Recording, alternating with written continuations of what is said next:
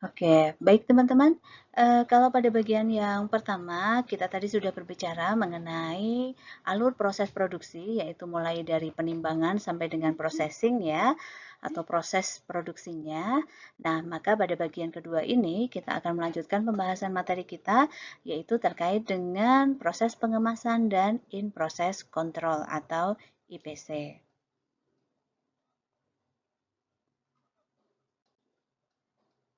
Nah,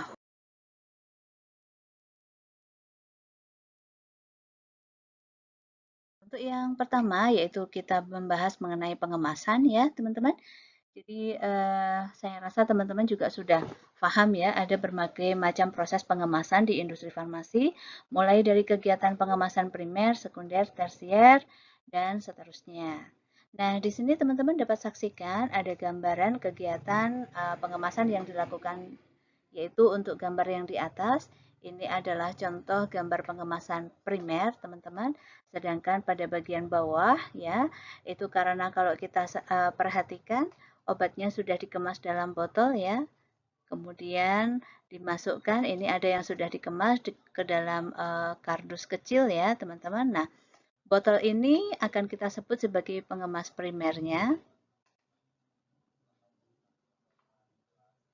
Sedangkan kardus ini sering kita sebut dengan pengemas sekunder atau sebutan lainnya adalah dengan unit box. Jadi pengemas-pengemas unit kecil seperti itu. Nah, kegiatan pengemasan sendiri itu berfungsi untuk membagi dan mengemas produk ruahan ya, membagi dan mengemas produk ruahan menjadi produk jadi. Jadi kalau produk yang sudah selesai diproses kemudian dilakukan proses pengemasan, maka nanti akan menjadi produk jadi. Nah, proses pengemasan sendiri itu harus dilaksanakan di bawah pengendalian yang ketat untuk menjaga identitas, keutuhan maupun mutu akhir produknya. Jangan sampai nanti dengan adanya program atau kegiatan pengemasan justru malah membuat obatnya menjadi rusak misalnya atau hancur ya karena proses pengemasan yang tidak tepat. Nah, ini juga ada gambar beberapa contoh obat yang sudah dilakukan proses pengemasan primer ya, teman-teman. Jadi ada yang kapsul dikemas dalam blister seperti yang ini ya. Kemudian ada juga yang dikemas dalam botol. Kemudian ada juga yang dikemas dalam ampul ya. Nah, di sini dapat teman-teman lihat contoh-contohnya.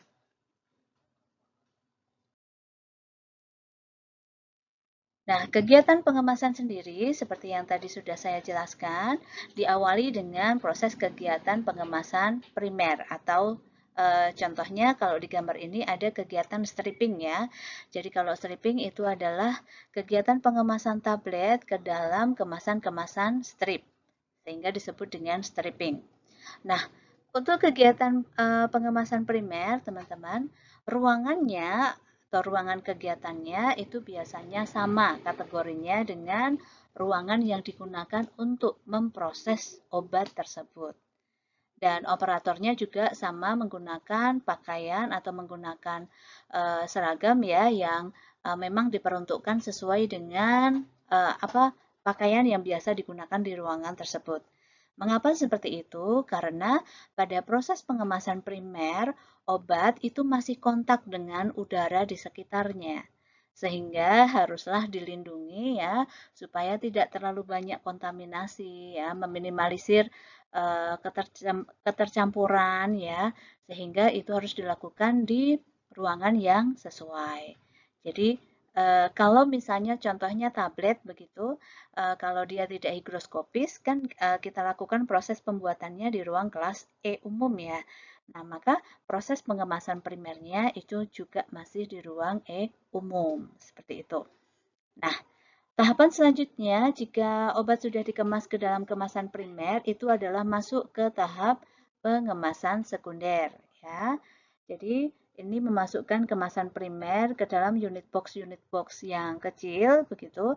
Nah, kalau untuk pengemasan sekunder, teman-teman, klasifikasi atau kelas ruangannya itu mungkin sudah tidak dikendalikan lagi atau sudah tidak ada peraturan yang terlalu khusus ya, tetapi hanya diatur sedemikian rupa sehingga proses pengemasan itu tetap dapat turut membantu menjamin produk yang kita buat.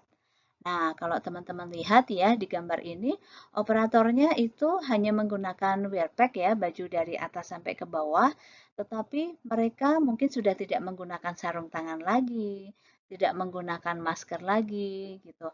Kenapa? Dikarenakan di sini yang penting itu adalah kebenaran dalam melakukan pengemasan ya. Kalau produknya atau obatnya dia sudah tidak kontak lagi dengan udara di ruangan sekitar karena sudah terlindung di dalam kemasan primer.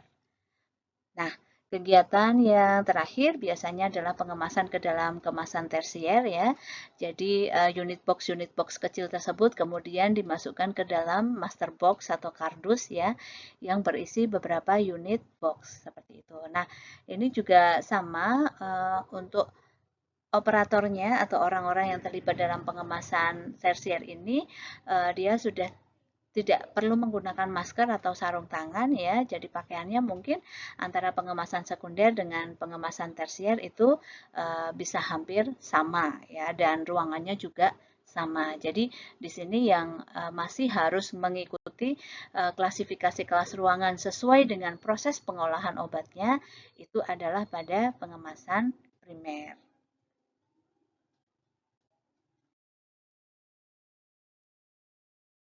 Nah, pada proses pengemasan primer, pada proses pengemasan teman-teman ya, jadi tujuannya itu kan pengemasan itu tujuannya sebagai wadah yang dapat memberikan efek protektif ya atau perlindungan ya. Jadi untuk melindungi kualitas obat maupun melindungi lingkungan dari dampak obat. Maksudnya melindungi kualitas obat itu adalah supaya obat itu dengan adanya berbagai macam kondisi lingkungan yang berbeda-beda, obat itu masih dapat bertahan atau menjaga mutu stabilitasnya. Kan kita ketahui ya, kadang suhu atau kelembaban di ruangan-ruangan itu kan bisa berbeda ya. Nah, dengan obat itu dikemas, maka nanti diharapkan kualitas obat itu dapat bertahan sampai dengan masa shelf life atau umur simpan produknya. Kalau melindungi lingkungan dari dampak obat, itu contohnya apabila ada obat-obatan yang mungkin dia itu mempunyai dampak atau pengaruh terhadap lingkungan ya. Contohnya misalnya obat-obat yang sifatnya misalnya hormon, kemudian sitotoksik. Nah, itu kan kadang juga akan bisa mempengaruhi atau memberikan dampak kepada orang yang mengoperasikan atau kalau kita tidak mewadahi dengan baik maka nanti dapat mencemari ya sehingga dengan adanya pengemasan itu juga dapat melindungi lingkungan dari dampak obat. Kemudian yang ketiga untuk tujuan marketing bisa teman-teman ya. Jadi dengan adanya pengemasan yang menarik, kemudian dengan desain kemasan yang menyesuaikan dengan kebutuhan pasien ya, sehingga nanti tujuan dari marketing itu dapat tercapai gitu. Jadi misalnya obat kenapa sih ada yang dikemas hanya 4, ada yang dikemas botolan, ada yang isi 30 misalnya, ada yang dikemas hanya dalam 7, ada yang mungkin secara umum 10 begitu. Nah pasti karena ada juga pertimbangan dari sisi marketing teman-teman ya. Jadi kalau obat-obatan yang mungkin hanya untuk terapi jangka pendek gitu, misalnya hanya obat flu atau obat pusing. Nah, kalau satu kemasan isinya 10 atau isinya di kemasan botol isinya 30, nah mungkin kan nanti akan banyak yang tersisa ya oleh pasien gitu. Nah, sehingga hal-hal tersebut kan juga perlu dipertimbangkan dalam memilih kemasan. Kemudian jenis pengemasan, ada pengemasan primer dan juga ada pengemasan sekunder ya. Jadi pengemasan primer, pengemasan obat jadi dengan bahan pengemas pertama. Jadi tadi juga sudah saya singgung, kalau produk non-steril biasanya di kelas E umum atau E khusus, kalau produk steril di kelas A atau C, bergantung pada kalau produk steril itu apakah produknya dibuat secara aseptis atau secara non-aseptis. Kemudian kalau pengemasan sekunder ya, pengemasan lanjutan setelah pengemasan primer, dulu kita mengenal istilah ada black area ya, tetapi sekarang mungkin sudah tidak dipergunakan atau sudah tidak diatur lagi untuk kelas pengemasan sekunder, tersier dan sebagainya. Nah, ada juga hal-hal yang perlu diinspeksi ya selama proses pengemasan ya, bahwa perintah pengemasan itu harus berdasarkan persetujuan oleh QC yang pertama. Yang kedua, ada proses untuk melihat kesiapan jalur atau line clearance, kemudian ada bukti pengambilan bahan pengemas, ada penanganan sisa bahan pengemas, kemudian nanti diikuti dengan laporan hasil proses pengemasan. Selanjutnya adalah bukti penyerahan obat jadi ke gudang obat jadi dan pengesahan supervisor atau manajer produksi.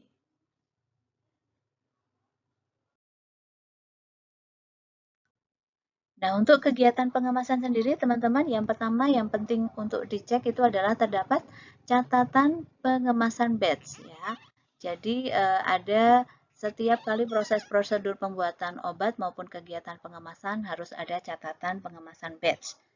Dia akan menguraikan apa? Ini, penerimaan dan identifikasi produk ruahan. Jadi pada saat setelah proses pembuatan obat diserah terimakan kepada bagian pengemasan, itu jumlahnya, kemudian bentuk obat yang diterima seperti apa, itu harus ada catatannya. Kemudian bahan pengemas sudah dipersiapkan. Kemudian ada kegiatan pengawasan atau IPC nanti untuk menjamin bahwa produk ruahan dan bahan pengemas, baik bahan pengemas cetakan maupun bukan cetakan adalah benar atau tidak tertukar dengan bahan yang lain. Bahan pengemas cetakan itu contohnya label, brosur, seperti itu. Kalau bahan pengemas bukan cetakan itu contohnya adalah botol misalnya ya, ampul seperti itu. Nah, ukurannya, ampulnya apakah ember, coklat ya, ataukah bening, nah itu kan harus dipastikan. Kemudian ada rincian pelaksanaan pengemasan yang terdetail prosesnya itu ada prosedur pengemasan batch.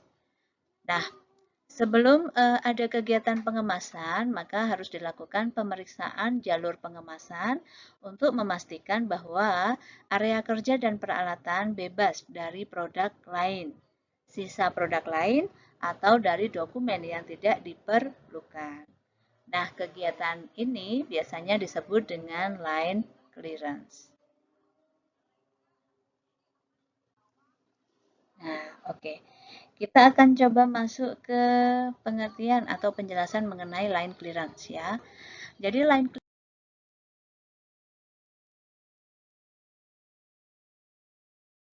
clearance itu tujuannya adalah memastikan ya teman-teman bahwa semua bahan dan produk yang sudah dikemas dari kegiatan pengemasan sebelumnya telah benar-benar disingkirkan. Gitu. Jadi kalau sudah selesai memproses pengemasan dari sebuah obat, maka harus dipastikan nanti kalau mau lanjut ke proses selanjutnya bahwa ya semua tidak ada sisa ya bahan pengemas atau produk yang dikemas dari kegiatan yang sebelumnya. Gitu. Kemudian yang kedua, memeriksa kebersihan jalur pengemasan dan area di sekitarnya. Jadi tadi jangan sampai ada oli yang tertumpah misalnya, atau jangan sampai ada tinta, jangan sampai ada sisa-sisa atau mungkin potongan-potongan yang tidak diinginkan berada di jalur pengemasan. Dan yang ketiga, memastikan kebersihan mesin atau peralatan yang digunakan. Jadi karena terutama ini kan pada alat-alat yang kontak dengan ini ya, kalau pengemasan primer dengan obatnya misalnya. Jadi harus dicek kembali bahwa peralatan atau mesinnya telah benar-benar bersih ya.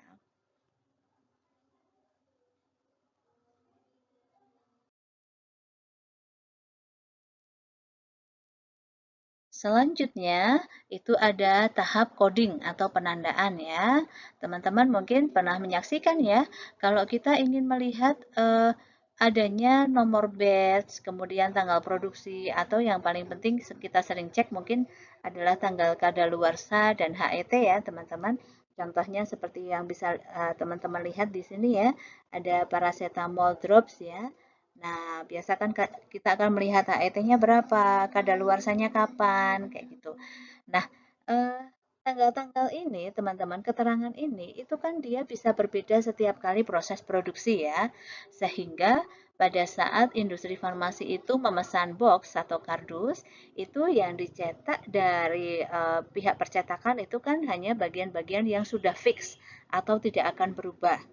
Nah, tetapi kalau misalnya yang terkait dengan nomor batch, kemudian tanggal produksi, kadaluarsa, dan HET, itu kan dia harus dilakukan coding setiap kali batch obat yang baru. Nah, maka proses untuk memberikan penandaan-penandaan ini disebut dengan proses coding atau proses penandaan. Jadi, label, karton, dan bahan pengemas serta bahan cetak lain yang memerlukan penandaan nomor batch atau lot, tanggal kadaluarsa, dan informasi lain yang sesuai harus diawasi dengan ketat pada tiap tahap proses. Dan ini harus dilakukan double check. Jadi biasanya double checknya itu misalnya mengcoding nomor batch ya teman-teman sampai dengan HET gitu ya. Nah operator nanti kan akan menyeting terlebih dahulu. Oh mesinnya di set nomor batch-nya adalah 1706026 misalnya. Kemudian tanggal produksinya 06/2017. Nah, nanti setelah operator mengeset alat atau mesinnya, dia biasanya akan melakukan proses trial begitu. Jadi dicoba untuk dikodingkan ke satu bahan pengemas ini, kemudian nanti akan diserahkan kepada supervisor. Nah, nanti supervisor akan melakukan pengecekan apakah betul ya yang sudah disetting oleh operator pengemasan sudah benar atau belum. Seperti itu. Nah, nanti setelah supervisor pengemasan mengecek bahwa oh ini codingnya sudah betul. Nah, biasanya akan yang terakhir nanti adalah oleh petugas QC ya. Jadi petugas QC akan memastikan kembali oke bahwa coding yang dilakukan itu sudah tepat. Itu namanya double check, teman-teman. Kemudian yang kedua, bahan yang akan dan sudah dikoding harus disimpan dalam wadah yang tertutup rapat dan ditempatkan di area terpisah serta terjamin keamanannya. Jadi biasanya coding itu dia mengcoding kemasan terlebih dahulu, kemudian disimpan ya baru mungkin pada waktu yang lain atau pada waktu yang selanjutnya itu baru diadakan proses pengemasan dengan menggunakan kemasan yang sudah dikoding tersebut. Area coding harus dilakukan di area yang terpisah dari kegiatan pengemasan yang lain. Jadi coding itu ditempatkan di area yang khusus ya, teman-teman ya. Selanjutnya sistem pengemasan dan penandaan, teman-teman. Jadi pengecekan label, penggunaan label, penyimpanan label dan rekonsiliasi ya, itu harus dilakukan. Kemudian nanti pelaksanaan pengemasan itu harus sesuai dengan yang seharusnya. Kemudian terdapat protap dan dokumen pengemasan.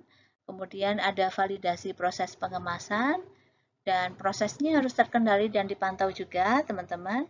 Kemudian tidak ada sisa produk lain, yaitu tadi dengan adanya kegiatan line clearance ya, pengecekan. Kemudian ada penandaan batch dan kadaluarsa, serta perhitungan pemakaian versus hasil atau rekonsiliasi. Jadi rekonsiliasi itu adalah suatu kegiatan untuk mengcompare data ya atau membandingkan data ya. Jadi contohnya kalau misalnya satu batch itu nanti secara teori menghasilkan 10.000 botol misalnya. Nah, apakah hasilnya betul 10.000 botol? Karena bisa jadi kan nanti hasilnya berkurang ya, karena kan ada yang digunakan untuk pengecekan IPC, kemudian mungkin ada yang pecah, seperti itu.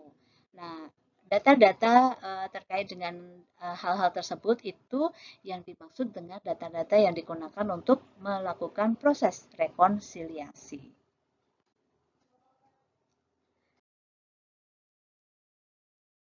Kemudian ada juga cara untuk mencegah ya ketercampuran produk obat atau mix up. Jadi obat itu harus dicegah dari tercampur dengan produk yang lain. Jadi yang pertama, area pengemasan harus dibersihkan secara teratur dan sesering mungkin selama jam kerja dan jika ada tumpahan bahan. Kemudian yang kedua, bila ditemukan bahan pengemas cetak, misal label, brosur, atau dus lipat pada saat pembersihan, serahkan kepada supervisor. Yang selanjutnya akan ditempatkan di dalam wadah yang tersedia untuk keperluan rekonsiliasi. Yang ketiga, jika menemukan kemasan akhir atau kemasan setengah jadi yang ditemukan di luar jalur pengemasan, itu jangan langsung dimasukkan ke jalur pengemasan, tetapi diserahkan kepada supervisor. Terakhir, kita harus melakukan proses pencegahan juga, jangan sampai debu masuk ke dalam ruang pengemasan. Jadi biasanya ruang pengemasan itu senantiasa tertutup ya kalau untuk ruang-ruang proses itu teman-teman. Jadi itu mengurangi atau mencegah terjadinya kontaminasi, mencegah terjadinya ketercampuran produk obat. Kemudian yang keempat, untuk pembersihan, baik itu alat maupun kemasan yang sudah selesai dilakukan proses pengemasan, itu tidak boleh menggunakan kompres air atau udara bertekanan. Jadi yang seperti apa namanya kalau kita pompa ya, kompres air ya udara bertekanan, nah itu tidak boleh. Kemudian tidak boleh juga menggunakan sikat yang dapat mengeluarkan partikel sapu ijuk misalnya, atau bahan atau alat lain yang dapat menyebabkan terjadinya pencemaran ke dalam produk. Jadi seringnya kita menggunakan misalnya lap kanebo atau bebas serat seperti itu. Yang kelima, personel yang melakukan pengemasan tidak boleh menaruh atau meletakkan bahan pengemas atau produk di dalam saku. Jadi jangan sampai dia meletakkan bahan pengemas atau produk di dalam saku, nanti kemudian kalau sudah selesai mengemas produk yang satu, dia kemudian berganti mengemas produk yang lain, baru ingat, wah tadi ada sisa nih, ada produk yang ada di dalam saku. Nah, nanti bisa tercampur dengan obat yang selanjutnya. Kemudian ada mungkin beberapa bahan yang diperlukan untuk pengemasan, contohnya pelumas, lem, tinta, dan cairan pembersih. Itu hati-hati penggunaannya, jangan sampai nanti tumpah atau menyebabkan kotoran pada lain pengemas. Kemudian harus disimpan dalam wadah yang berbeda ya. Jadi bahan-bahan yang terkait dengan pelumas, lem, tinta, dan cairan pembersih itu disimpan dalam wadah yang berbeda, tertutup, kemudian diberi penandaan yang jelas supaya tidak tertukar dengan wadah misalnya untuk menyimpan kemasan. Nah, apabila nanti proses pengemasan itu sudah selesai ya, maka kemasan terakhir harus diperiksa dengan cermat untuk memastikan bahwa kemasan produk jadi itu sudah dikemas dengan benar. Kemudian hanya produk yang berasal dari satu batch pada satu kegiatan pengemasan saja yang boleh ditempatkan pada satu palet. Jadi karena setelah obat itu dikemas ya, itu kan tidak langsung diserahkan ke gudang ya. Nanti kan akan ada pengemasan pengujian produk jadi ya terakhir ya, dan juga menunggu review dokumen oleh pihak QA untuk memastikan apakah produk tersebut itu sudah layak untuk dijual atau belum. Nah, maka kan obat itu biasanya akan dikemas dalam satu palet. Sehingga dalam satu palet itu harus hanya satu batch dari satu kegiatan pengemasan. Tidak boleh satu palet itu nanti isinya beberapa batch obat, nah itu tidak boleh. Kemudian bila ada karton yang tidak penuh, tulis jumlah kemasan dan nomor batch-nya. Jadi contohnya misalnya satu box itu isinya harusnya 10 strip begitu ya. Tetapi karena itu adalah strip yang terakhir hanya sisa 3 misalnya, sehingga tidak full untuk bisa satu box, maka karton yang tidak penuh tersebut ditulis jumlah kemasan dan nomor batch-nya. Kemudian lakukan proses rekonsiliasi segera setelah proses pengemasan selesai. Proses rekonsiliasi sendiri itu harus diawasi oleh supervisor pengemasan.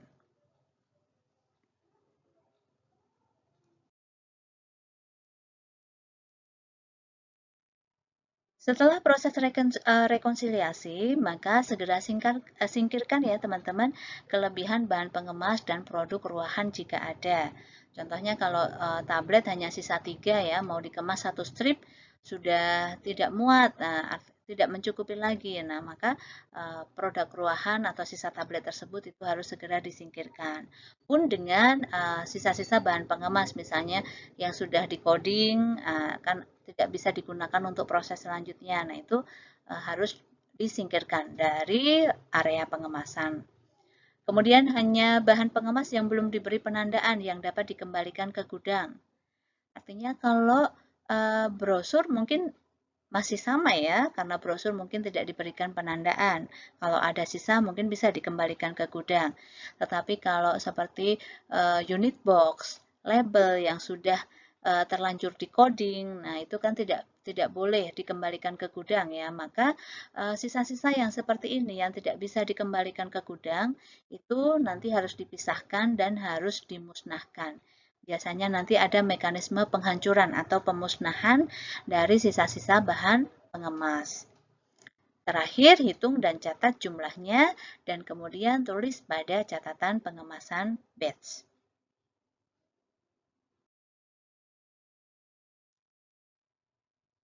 Nah, itu tadi teman-teman untuk kegiatan pengemasan. Nah, sekarang kita akan mulai masuk ke in-process control atau pengawasan selama proses.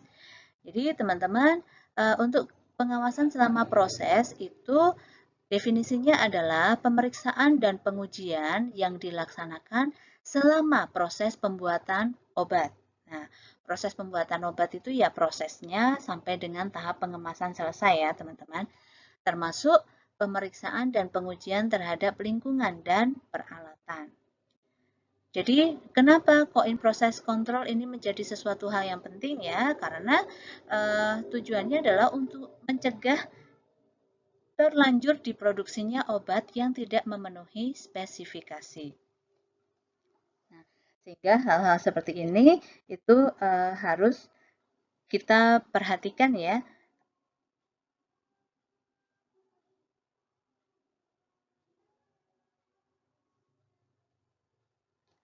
Nah, ini ada beberapa contoh juga pada gambar ya, itu kegiatan pengemasan teman-teman. Nah, kemudian kita akan melihat apa saja sih hal-hal yang dilakukan in process control atau pengawasan selama proses. Oh ya, teman-teman, sebelum kita ke flowchart-nya, nah yang melakukan kegiatan IPC atau in process control ini adalah Departemen QC ya, teman-teman, atau pengawasan mutu. Jadi kemarin teman-teman ingat kembali pada pertemuan pertama, salah satu tugas pengawasan mutu selain memeriksa bahan awal itu adalah melakukan kegiatan pengawasan selama proses atau in process control. Nah, kita ke mekanismenya terlebih dahulu, teman-teman. Jadi, bagaimana sih caranya petugas QC itu melakukan IPC? Jadi, yang pertama, yaitu pengawasan dilakukan dengan cara mengambil contoh dan mengadakan pemeriksaan dan pengujian terhadap produk yang dihasilkan pada langkah-langkah tertentu dari proses pengolahan. Nah, pengawasan sendiri, teman-teman ya, utamanya memang dilakukan oleh QC ya, tetapi bagian produksi sendiri itu juga melakukan pengawasan, tetapi berbeda tujuan, teman-teman. Kita lihat perbedaan tujuan kegiatan pengawasan oleh bagian produksi dengan oleh bagian QC ya, teman-teman. Oke. Pengawasan oleh bagian produksi yang teman-teman ada pada poin kedua, tujuannya adalah untuk menjamin bahwa mesin dan peralatan produksi serta proses yang digunakan akan menghasilkan produk yang memenuhi spesifikasi. Jadi, operator bagian produksi itu melakukan pengawasan itu hanya, oh, supaya memastikan ya, oke, mesin sudah saya setting untuk bisa bekerja dengan baik, misalnya seperti itu. Kemudian peralatan sudah saya siapkan sedemikian rupa sesuai dengan yang dibutuhkan misalnya. Kemudian dipasang dengan tepat misalnya. Kemudian selama proses itu berjalan, saya juga harus tetap mengawasi bahwa mesin itu tidak ada trouble atau tidak ada kendala, seperti itu. Jadi, itu pengawasan yang dilakukan bagian produksi. Nah, bagaimana dengan pengawasan yang dilakukan oleh bagian QC? Jadi kalau pengawasan yang dilakukan QC itu untuk meyakinkan bahwa produk yang dihasilkan pada tahap tertentu telah memenuhi spesifikasi yang ditetapkan sebelum dilanjutkan proses berikutnya. Jadi artinya QC kalau melakukan IPC ya atau pengawasan, dia akan mengambil sampel kemudian menguji dan hasilnya nanti adalah untuk mengambil keputusan apakah ini dianggap telah memenuhi syarat atau belum. Apakah ini boleh lanjut ke proses selanjutnya atau tidak boleh dikarenakan tidak memenuhi persyaratan misalnya. Sehingga di sini teman-teman ya, hanya bagian QC atau pengawasan mutu yang mempunyai kewenangan untuk menentukan apakah tahap lanjutan dari proses pengolahan obat dapat dilaksanakan atau tidak berdasarkan hasil pengujian yang dilakukan. Nah, ini contoh ya, teman-teman nanti perhatikan di tahap mana kira-kira ada pengujian atau pengambilan sampel untuk cek IPC ya, teman-teman. Jadi saya berikan contoh satu alur untuk membaca ya, teman-teman membaca flowchart yang ada pada slide ini ya, teman-teman. Jadi contoh di sini ada alur proses pembuatan tablet ya, di mana sebelah kiri adalah metode cetak langsung, sedangkan sebelah kanan adalah metode granulasi basah. Saya akan memberikan contoh IPC untuk pembuatan tablet yang dibuat dengan metode granulasi basah ya, teman-teman. Oke, silahkan diperhatikan. Jadi tadi ya, kalau ingin membuat tablet dengan metode granulasi basah, step awal kan diawali dengan penimbangan ya, teman-teman. Nah, setelah penimbangan, kemudian dilakukan pencampuran awal. Ini kan mencampur bahan zat aktif dengan eksipien ya, tetapi masih bentuk kering ya, teman-teman.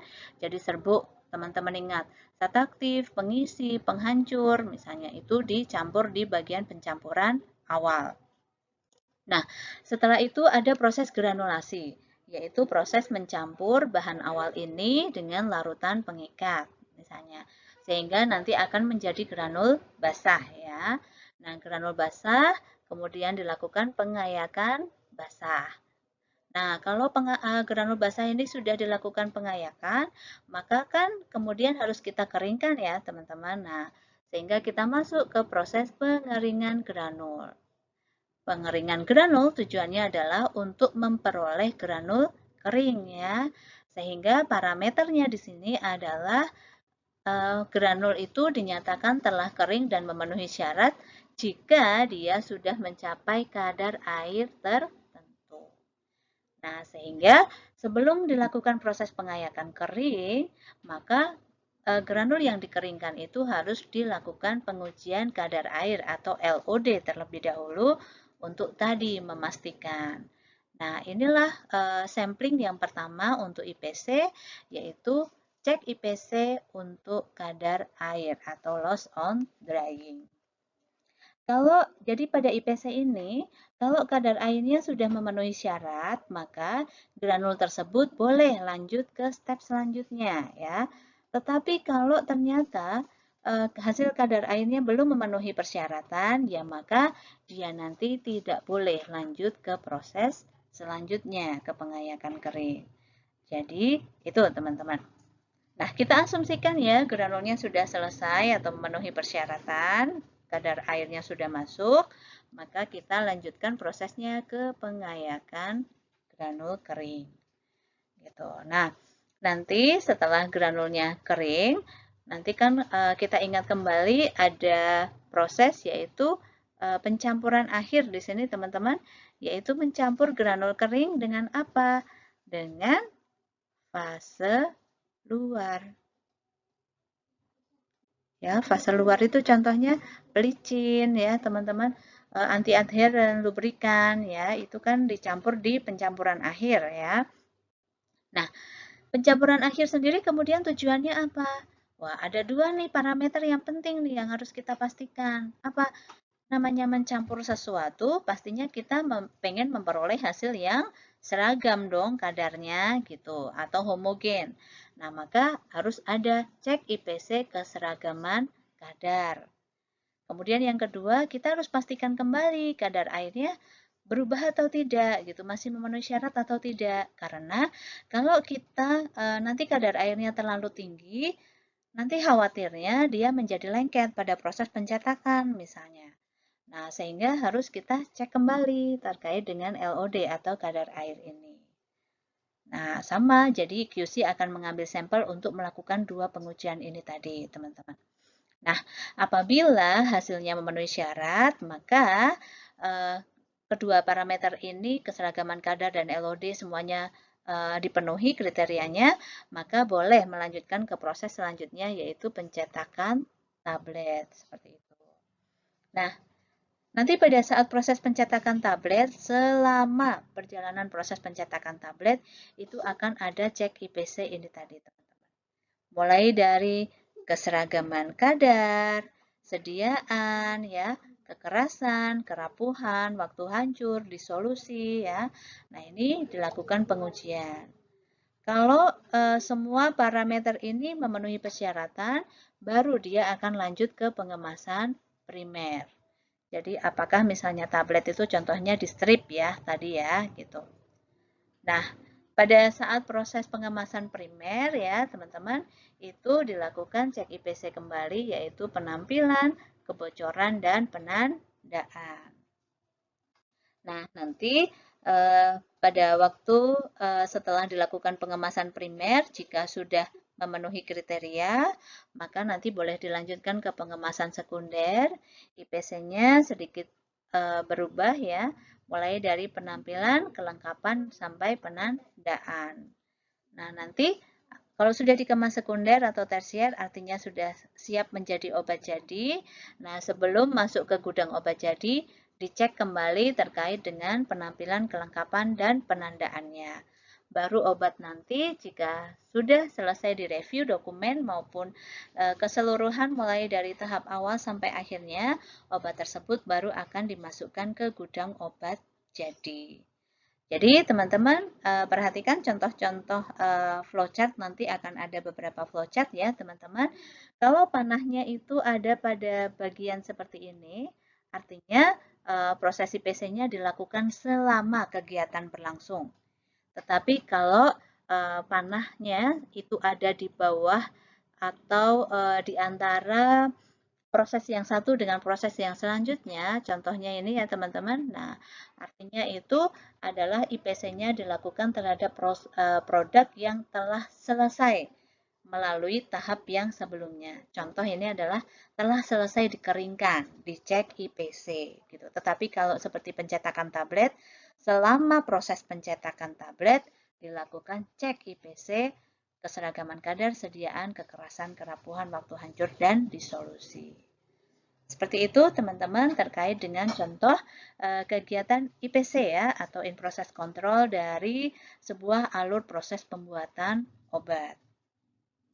Nah, bagaimana kemudian dengan prosedurnya? Bagaimana cara melakukan keseragaman kadar, melakukan cek kekerasan, kerapuhan? Tentunya ini prosedurnya disesuaikan dengan prosedur yang ada pada farmakope misalnya, kemudian pada prosedur lain yang memang sudah dibakukan seperti itu, teman-teman. Nah, ini ada juga contoh alur proses pembuatan suspensi. Nanti teman-teman dapat melihat dan membaca ya.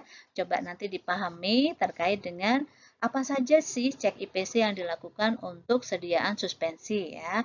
Jadi pastinya kan sedikit berbeda dengan tablet karena ini adalah sediaan liquid ya teman-teman, sediaan cair. Tidak mungkin sediaan cair kita uji kekerasan. Nah, contohnya, kalau cek IPC-nya sediaan cair itu organoleptis, kadar zat aktif, pH, BJ, dan viskositas. Seperti itu. Kemudian di sini juga ada contoh satu alur proses untuk pembuatan sediaan semi padat ya, ointment ya. Jadi salep atau krim ya, teman-teman. Nah, itu bisa dilihat juga di sini. Biasanya hampir sama pengujiannya ini dengan sediaan liquid ya, mulai dari organoleptis, kadar, kemudian pH, BJ, dan viskositas. Tetapi yang di sini yang perlu teman-teman lihat adalah perhatikan apa di mana saja tahapan-tahapan IPC itu dilakukan oleh petugas QC, teman-teman. Dan jenisnya apa saja. Jadi demikian teman-teman ya terkait dengan kegiatan pengemasan sampai dengan in process kontrol dalam proses pembuatan obat. Terima kasih atas perhatian dan atensi teman-teman semuanya. Terima kasih. Wassalamualaikum warahmatullahi wabarakatuh.